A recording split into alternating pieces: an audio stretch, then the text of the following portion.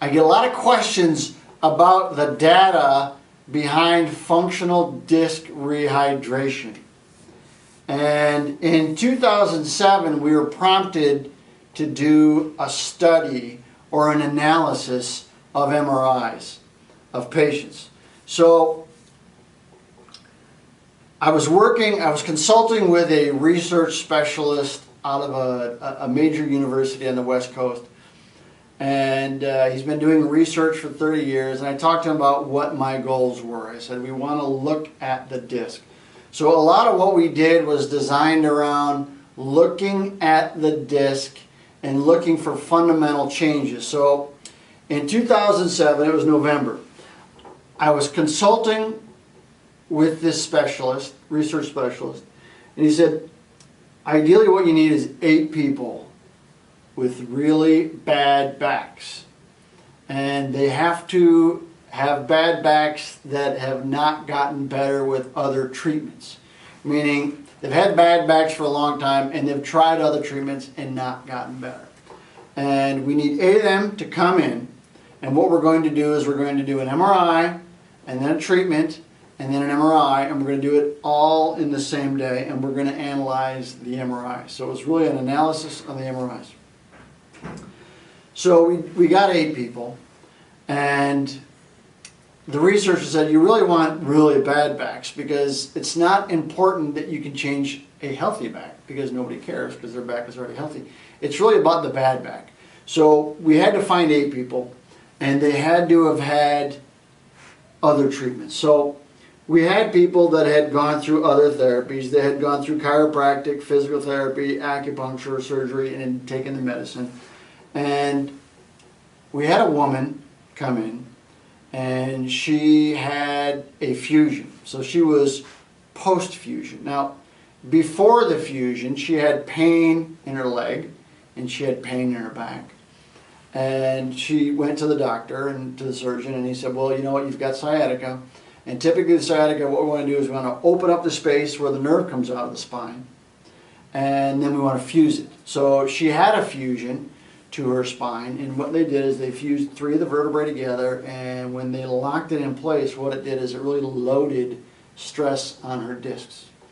And before the surgery, she was able to sleep through the night. After the surgery, she was not able to sleep through the night. So when she came to us, she was 3 months post-fusion surgery, and she had not slept since the surgery.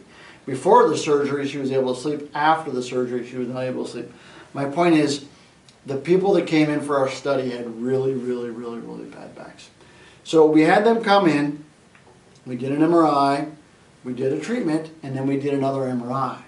And when we did that, what we did is we compared the 2 MRIs. And when we compared the 2 MRIs, ideally what we were looking at was the nucleus. So we were looking to see if we could get an increase of oxygen, nutrients, and most importantly fluid into the nucleus, because the nucleus gives stability to the disc. So the general thought was if we can increase the oxygen and nutrients into the disc, that we could get healthier discs.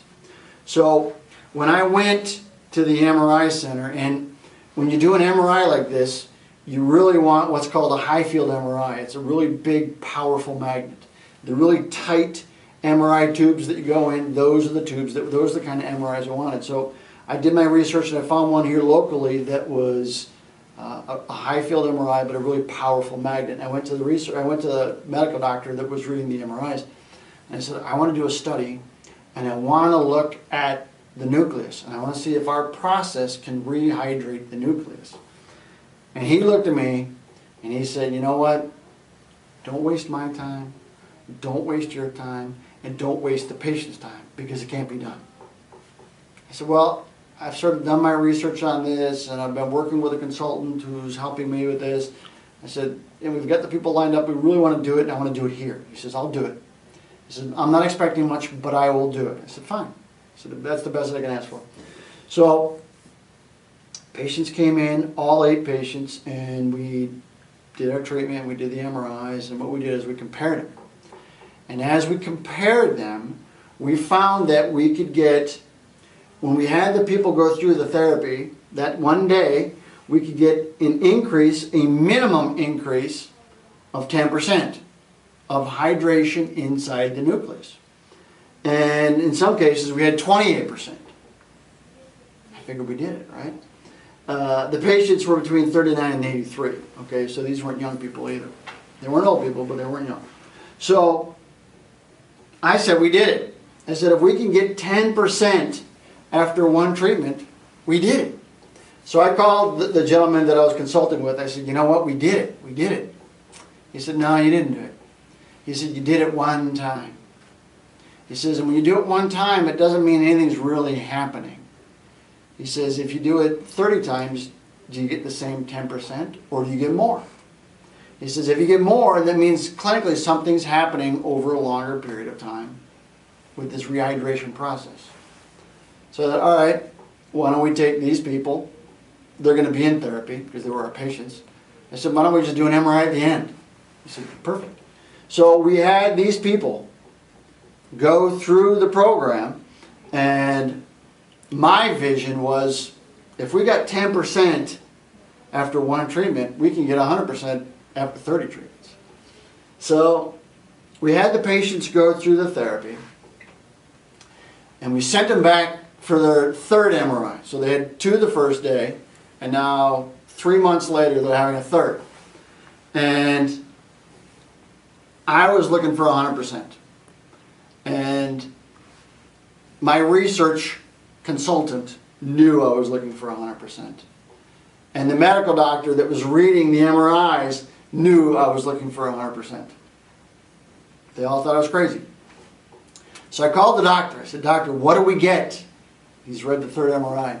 He says, you're not going to like it. He says, you didn't get 100%. He says, but you got 80%.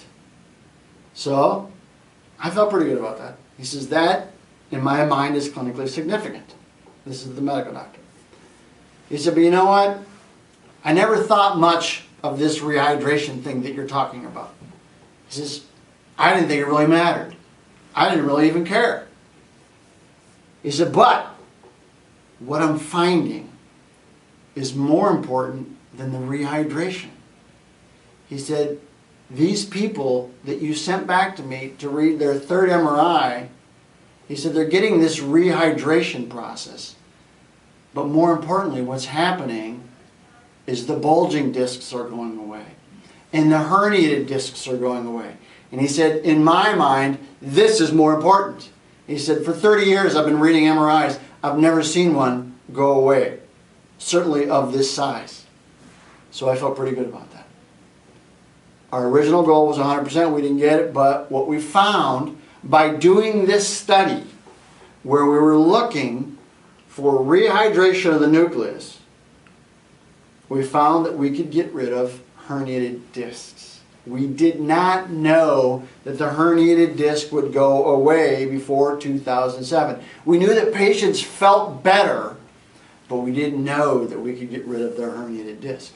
Now, this patient was one of the original patients that went through the process. This was her very first MRI, and this is her last MRI. Okay? The herniated disc was completely gone after our treatment. We did not know that was going to happen.